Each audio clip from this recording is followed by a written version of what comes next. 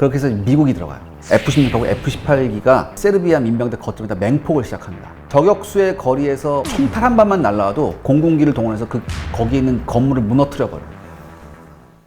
토전사가 책으로 밀리터리 세계사 정주행 고고 중세편도 곧 출간됩니다.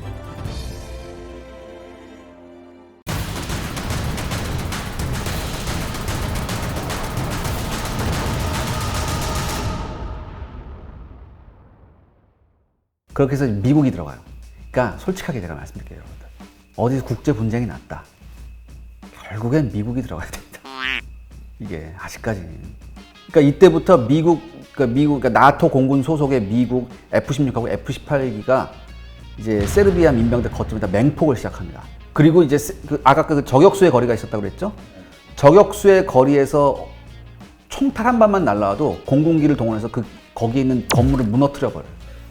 몽땅 날려버려요. 그러니까 대포나 공군 폭격으로 완전 건물을 날려버립니다. 초강경 대처를 하죠. 그러니까 이때부터 세르비아군이 엉거주춤해요. 그러니까 이제 유엔이 얼마나 삽질했던 게 나타났고, 그 다음에 중요한 게 뭐냐면, 이게 여러분 생각해 보세요. 공습으로만 해결 안 되잖아요, 지금. 근데 미국이 지금 여기다가 지상군을 보내기에는 조금 민감해요. 본격적인 지상 전투 부대를 보내기에 민감하단 말이야. 그러니까 이때부터 미군이 뭘 활용하느냐? 민간 군사 기업을 적극 활용합니다. 이때 들어갔던 가장 유명한 민간 군사 기업이 MPRI죠. 이게 MPRI가 무슨 뜻이냐면 Military Professional Resource Incorporated라는 뜻이래요. 이때 당시에 이 MPRI의 최고 경영자는 나토 사성 장군 출신이었고 이 MPRI가 들어가서 크로아티아군을 훈련시켜요.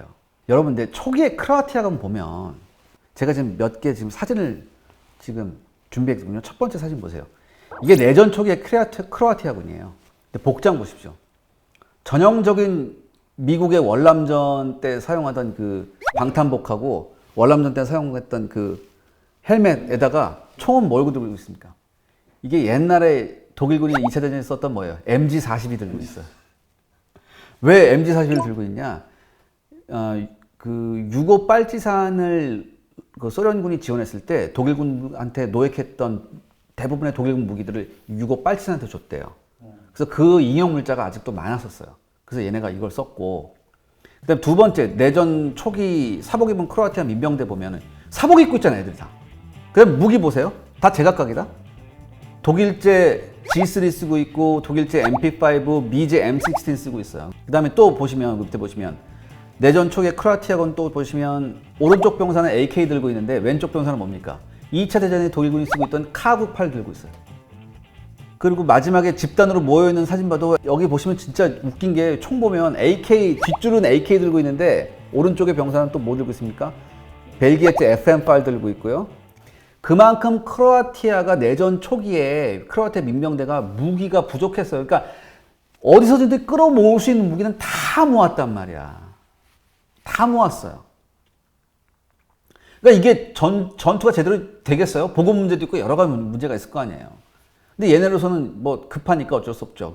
근데 이제 이때 MPRI가 들어왔어요. 그래서 MPRI가 훈련을 시키죠. 그래서 급한 대로 MPRI 병사들한테 어떻게 하면 미군이 쓰다 남은 잉여 물자들 있죠. 그거를 MPRI가 싼 값에 구입을 해서 크로아티아군을 무장시킵니다. 그래서 크로아티아군 보면은 이제 거의 미군하고 비슷해요. 보면은 미제 방탄복 입고 미제 헬멧 쓰고 있어요. 그러면서 점차 시간이 지나면서 구색이 갖춰졌고, MPRI의 가장 중요한 역할이 뭐였냐면 크로아티아군에 대한 훈련이었습니다. 그래서 아주 체계적으로 훈련시키죠. 미군 교리에 의해서. 그래서 내전 후반이 되면 크로아티아군 보시면 이제 이때부터는 거의 미군하고 구별이 안 돼요. 뒷모습만 봐서. 깃발만 지금 크로아티아 깃발 달고 있지. 이 제대로 MPRI한테 훈련을 받은 크로아티아군이 세르비아군을 붙었습니다. 그 세르비아군을 격파하기 시작해요. 이때 미 군사고문단이 딱 와서 봤을 때 미 군사고문단이 뭐라고 했냐면, 나는 지금 내 눈앞에서 잘 훈련된 미군이 싸우는 모습을 봤다라고요. 그렇게 얘기할 정도였어요. 아무튼 이렇게 해서 내전이 마무리가 됩니다. 어떻게 마무리가 되냐면 크로아티아군하고 이제 회교 정부군의 반격이 성공을 합니다. 성공을 해서 95년 늦가을에 미국의 네이튼에서 이제 보스니아의 이제트 베고비치 대통령하고 카라지치하고 크로아티아 대통령 투즈만 이렇게 세 사람이 한데 모여서 휴전 협정을 해요. 그래서 일단은 평화가 찾아옵니다. 내전이 끝났어요. 일단은 끝났어요. 근데 이게 발칸 본도가 예로부터 유럽의 화약고였거든요. 그쵸? 근데 이게 지금 어떻게 일단은 센 놈이 와서 한 대 두들겨 팬 다음에 일단 끝낸 거 아니에요.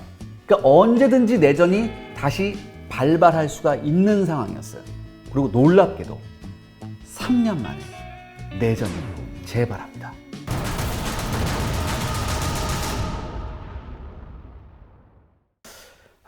이게 바로 그 유명한 1999년의 코소보 전쟁입니다.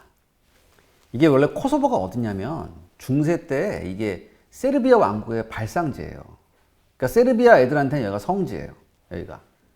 근데 이게 중세 때 성지였지만 나중에 이제 오스만 투르크 제국한테 먹혀요.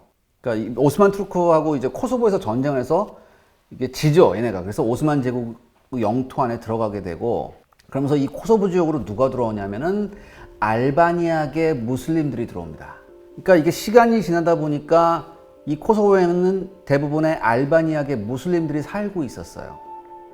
근데 이제 그래서 1974년에 아직은 티토가 살아 있었을 때 티토는 이 그러니까 유고 연방 내 자치주로 코소보로 승격을 시켜줘요. 근데 티토가 죽고 나서 이제 1989년에 이제 밀로세비치라는 사람이 유고 대통령이 되거든요. 세르비아의 대통령이 되는데 이 새끼가 또 이게 나쁜 놈이라. 지가 대통령이 되자마자 무슨 생각을 가지고 있었냐면 우리 세르비아인의 성지를 되찾아야 된다는 생각을 해요. 이 새끼가. 그래서 세르비아, 그 코소보의 알바니아계의 자치권을 박탈해 버린다고 얘가. 그러니까 당연히 뭐예요? 얘네가 알바니아계 무슬림들이 분노할 거 아니에요. 그래서 이때부터 무장 투쟁을 해요. 분리 독립을 주장하면서.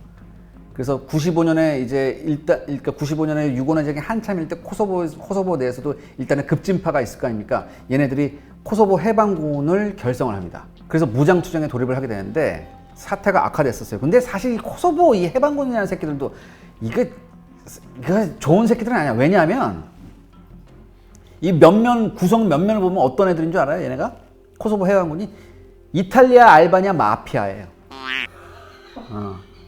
그 다음에 현지 산적 조직도 같이 들어왔어. 야, 이 기회에 한번 해보자. 이래가지고. 그러니까 얘네가 이 코소보 이 해방군이라는 애들이 얼마나 이 새끼들 거지 같은 새끼들이냐면 미 국무부로부터 인신매매하고 마약 거래를 일삼는 위험한 범죄 조직으로 낙인을 찍혔어요. 그러니까 저 새끼들은 해방군 이런 새끼들이 아니라 이건 범죄 조직. 왜냐하면 얘네가 자금을 조달해야 되잖아. 이 해방군이라는데. 근데 여러분 생각을 해보세요. 거의 뭐 이제 마피아하고 이제 산적으로 구성된 애들인데 얘네가 무슨 뭐 가전제품을 팔아서 자금을 조달하고 했어요? 아니면 자동차를 팔아서 자금을 조달? 뭐겠어요? 마약 팔아야지. 그러니까 뭐야? 하이 리스크 하이 리턴이니까 마약을 팔아야지 돈이 생길 거 아니야. 그 다음에 인신매매한 거 이 새끼들도 쌍놈 새끼들이야. 그러니까 사실. 근데 이 코소보 해방군들이 이렇게 무장 투쟁을 했지만 이 세르비아군은 유고 내전의 후유증 때문에 사실 신경을 잘 못 썼어요. 신경을 못 쓰고 있었는데 1998년 3월에 일이 터집니다. 뭔가요? 예, 코소보 해방군이 코소보 지역을 순찰 중이던 세르비아 경찰을 사살해버려요. 그러니까 이거를 계기로 유고 연방군, 쉽게 말해서 세르비아군이 코소보 내에 있는 이 코소보 해방군을 소탕한다는 명목으로 군대를 보냅니다. 즉 코소보 전쟁이 발발하는 거죠. 코소보 전쟁이 이렇게 시작된 그렇죠. 거군요. 예. 근데 아시잖아. 이 세르비아 애새끼들이 들어오면 맨 먼저 하는 게 뭐예요? 새끼 또 인종 청소한다고 여기서. 그러니까 한마디로 알바니아계 무슬림들을 씨를 말려버리려고. 이 새끼들이 두드려 맞고도 또 이런다니까 이게. 그러니까 뭐예요? 코소보 해방군도 당하면서 보복에 보복을 거듭하면서 이게 또 한 번 추악한 전쟁이 되니까 서방 세계가 경악하는데 여러분 이것도 사진 좀 보여드릴게요. 코소보 전쟁이 시작되자마자 이 세르비아군이 들어와서 무슬림들을 탄압하기 시작합니다. 그러니까 대규모 무슬림계가 뭐예요? 피난을 가죠. 피난 행렬을 가요. 이 엄청난 피난 행렬이에요. 이거 이렇게 되고 여러분 이게 이 쌍놈의 새끼들이 나치 밑에서 있었던지 몰라도 나쁜 것만 배워. 강제 수용소를 만들어서 여기에다가 무슬림계 청년들을 때로 집어넣어요. 지금 이 강제 수용소의 이 모습인데 이 중간에 배짱 마른 이 청년 보십시오. 이 청년이 27살짜리 청년인데 나중에 삽니다. 나중에 살아서 건강한 모습으로 인터뷰도 해요. 이렇게 되니까 아무래도 코소보 이 해방군이 역부족이잖아요. 그래서 이제 전 세계 언론에다가 이제 호소를 해요. 이게 그 사진인데 이 코소보 지도자 알빈치 하심이에요. 코소보에서 그 지도자로 있는데 당시엔 좀 젊었었죠. 이 사람이 언론에 나와서 제발 도와달라고 해요. 그럼 이번에 국제사회는 이걸 보고 어떻게 반응합니까? 예전에 한번 했던 게 있잖아. 그러니까 이제 유엔이 꼽자 유엔 잭소리 안 해요. 이때 뭐냐면은 야 그냥 나토가 하고 싶은 대로 해. 그러고 유엔은 뒤에 빠져 있어요. 그래서 98년 6월에 나토가 개입 선언을 합니다. 미국하고 같이. 그 다음에 그러니까 세르비아군한테 16호 연방군이죠. 세르비아군한테 너네들 더 이상 학살하지 마. 근데 얘네가 듣나? 안 듣죠. 이거를 무시하고 세르비아군이 98년 8월에 코소보 해방군의 주요 거점을 점령을 해버려요. 그래서 처음에는 이게 중재를 하려고 했었어요. 그래서 프랑스 랑부에서 좀 모여가지고 좀 협상을 하자라고 했어요. 근데 이게 협상이 되나? 안 되죠. 협상이 결렬되자마자 나토하고 미국이 바로 6호 연방군에 대한 공습을 강행합니다. 이게 뭐냐면 1999년 3월 24일에 있었던 오퍼레이션 얼라이드 포스스, 즉 동맹의 힘이라는 작전이에요. 혹시 그럼 네. 전 스텔스 그렇죠. 키... 요거 하고 3일 후에 떨어졌어요. 스텔스. 이때군요. 네, 이때예요. 그러니까 이때는 근데 사실 명목상 나토가 간 거죠. 대부분 미국이 갔어요. 미국이. 왜냐하면 당시 나토 간 사령관이 누구냐면은 웨슬리 클라크 미 육군 대장이에요. 그래서 이때 나토군이 유고 지역에서 가장 가까운 북부 이탈리아 아비아노 공군 기지에 사령부를 챙겼죠. 사령부를 차리고 이때 얼마나 많은 미 공군의 전투기들이 왔는지 공중 충돌 사고가 우려될 정도로 많이 왔어요. 항공기가 집결했어요. 이 주역이 누구였냐면 미 제31 원정 항공단이에요. 그 다음에 이웃한 알바니아하고 마케도니아는 이제 헬리콥터 발진 기지로 사용을 했었고, 그 다음에 지상기지 외에도 미 해군 항모 루즈벨트하고 프랑스 항모 포슈가 중요한 중요한 이제 전투기 발진 기지로 활약을 합니다. 그래서 첫날에만 약 400대의 나토 소속의 항공기들이 유고 하늘을 덮치죠. 그러니까 한마디로 다 미군이야. F-16, F-15, F-117, B-52, B-1B, B-2A까지 와요. 특히 B-2는 여러분들이 지금 뭐 스텔스 폭격기잖아요. 이게 여기서 기록을 세웁니다. 얘가. B-2는 유럽에 전개를 안 했어요. 보안에 문제가 있었기 때문에. 그래서 어디서 떴냐면 미 본토의 화이트맨 공군기지에서 발진을 해요. 얘가. 그래서 중간에서 한 차례 공중급유 받고 대서양 건너서 유고까지 직행해서 폭격하고 난 다음에 다시 돌아오면서 공중급유 받고 화이트맨 공군기지로 돌아오는 거예요. 한마디로 대륙간 폭격 혹은 출퇴근 폭격을 한 거예요. 대단한 거예요. 이게 폭장량만 한 18톤 돼요. 그리고 이 대부분이 스마트탄 같은 최첨단 폭탄을 떨어뜨리는 애야. 아주 이때 왜냐하면 이거 있잖아. 여러분들 이거 봐야 돼. 야, 21대밖에 못 만들었어요. 워낙 비싸가지고. 여러분 지금 인터넷 찾아보면 얘가 얼마짜리인지 아는데 그거 보실 수 있는데, 여러분 보세요. 이 비싼 걸 샀는데 안 써먹으면 안 돼. 써먹어야지. 그래야지. 왜? 우리가 낸 세금으로 만든 비싼 게 그 돈값을 하는구나 보여줘야 된단 말이야. 당연히. 우리 국민한테도 보여주고 상대방한테도 보여줘야죠. 야, 우리 이러이 무시무시한 거 있다. 개그면 죽어. 이렇게 보여줘야 될 거 아니야. 갔다고 해요. 이 정도 B2에 떴으면 결과는 어떻습니까? 그러니까 첫날 주요 목표가 40개였대요. 대부분의 그 목표가 뭐냐면 이제 그 유고군의 방공 시스템, 방공망, 그 대공 미사일 시스템하고 이제 레이더 그거였는 레이더 기지였는데, 그러니까 한마디로 유고군의 방공망을 무력화시키는 거였죠. 근데 이제 유고군의 방공망 시스템이 그래도 좀 알아주는 편이었기 때문에 그렇게 뭐 효과가 크진 않았다고 하는데, 근데 유고군도 지금 이걸 막으려고 떴을 거 아니에요? 비행기들이 뜨고 막 그걸 했을 거 아니야? 근데 유고군이 여기서 개망신을 당해요. 왜요? 미그 29가 출격을 했다고. 근데 이게 참 첫날 이제 세대가 미그 29가 발진을 했어요. 근데 이 세대가 미군기를 발견도 못하고 떨어집니다. 예. 떨어진다? F-15에서 이제 왜 중거리 공대공 미사일 그 AIM 120 암람이라고 있어요. 얘한테 2대가 떨어져요.